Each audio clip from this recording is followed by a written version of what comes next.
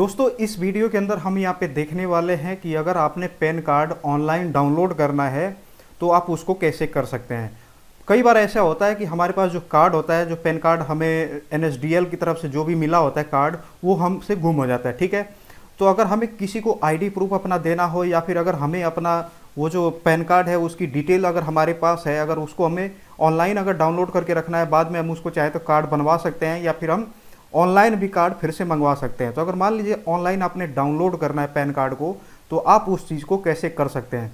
क्योंकि कई अब ऐसा भी हो सकता है कि आपने पैन कार्ड के लिए अप्लाई किया है तो आपका पैन कार्ड बन गया है कि नहीं, वो भी स्टेटस वहीं पे पता चल जाएगा।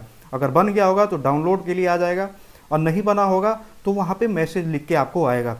तो यहाँ पे मैं आपको बताने वाला हूँ कि मोबाइल से मैं आपको ये बताऊँगा कि कैसे आप यहाँ पे पैन कार्ड को डाउनलोड कर सकते हैं।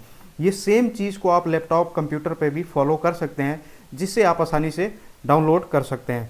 तो यहाँ पे सिंपल आपको करना क्या है, अपने फ़ोन के अंदर जो भी ब्राउज़र है, जैसे मेरे केस में यहाँ पे गूगल क्रोम है, उसको ओपन कर लेना है।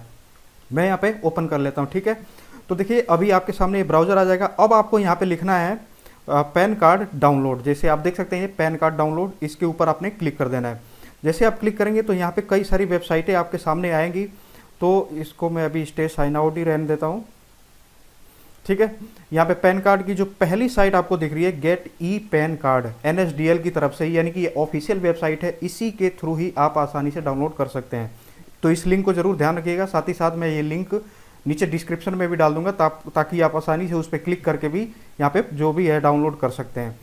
तो गेट ई पैन कार्ड, इस पर आपने क्लिक कर देना है। तो जैसे आप क्लिक करेंगे तो ये आपको यहाँ पे ऑप्शन दे रहा है डाउनलोड करने के लिए। अब यहाँ पे एक चीज़ और है कि जैसे आपका नया नया अगर पैन कार्ड बना है, आपने कभी भी ये ऑनलाइन कभी डाउनलोड नहीं किया है, तो आपके लिए पहली या कि शायद से 1 या 2 बार यहाँ पे फ्री में रहता है। उसके बाद से आपको अगर फिर से ई जो पैन कार्ड है अपना, उसका ऑनलाइन अगर आपने डाउनलोड करना है तो आपको 8 रुपये जो है वो चार्ज देना पड़ेगा।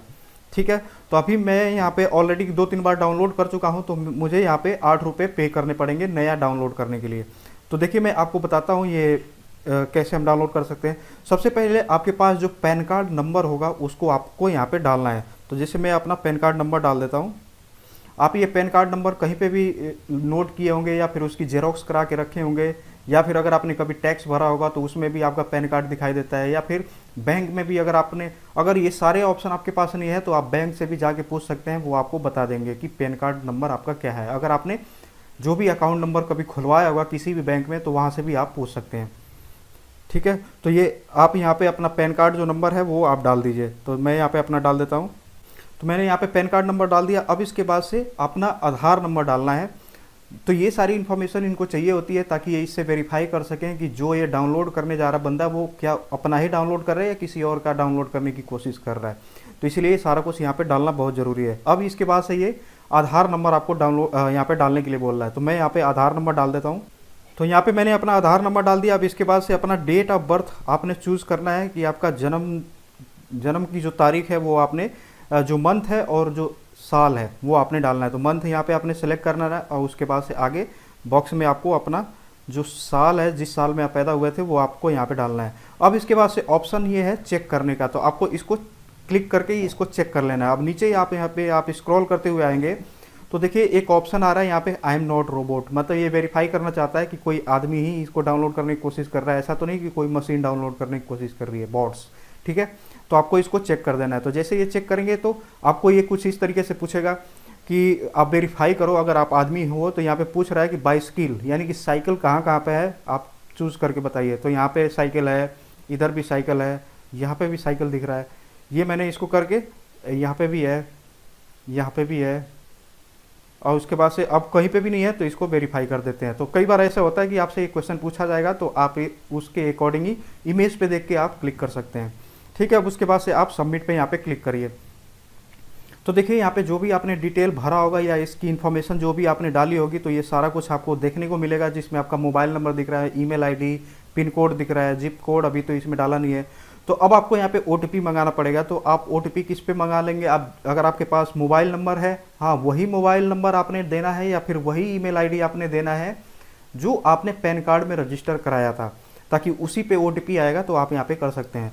तो आप या तो मोबाइल नंबर पे मंगा सकते हैं या ईमेल आईडी पे मंगा सकते हैं, या फिर अगर आप दोनों पे मंगाना चाहते हैं तो बोथ पे ऑप्शन पे आपको क्लिक करके कर देना है। तो जैसे मैं ईमेल पे मंगाना चाहता हूँ, फिर इसके बाद से इस चेक बॉक्स पे मैं यहाँ पे क्लिक करूँगा। तो जैसे ये चेक बॉक्स पे क्लिक किया, अब यहाँ पे जनरेट ओटीपी पे मैं क्लिक कर देता हूँ। तो देखिए यहाँ पे ये कह रहा है कि ओटीपी, ये जो मेल आईडी मैंने इस पे डाला था, ऑलरेडी रजिस्टर किया था, उस मेल आईडी पे ओटीपी चला गया है। तो मैं यहाँ पे ओटीपी डाल देता हूँ। तो यहाँ पे ओटीपी यहाँ पे डालने के बाद फिर वैलिडेट पे क्लिक कर देता हूँ मैं।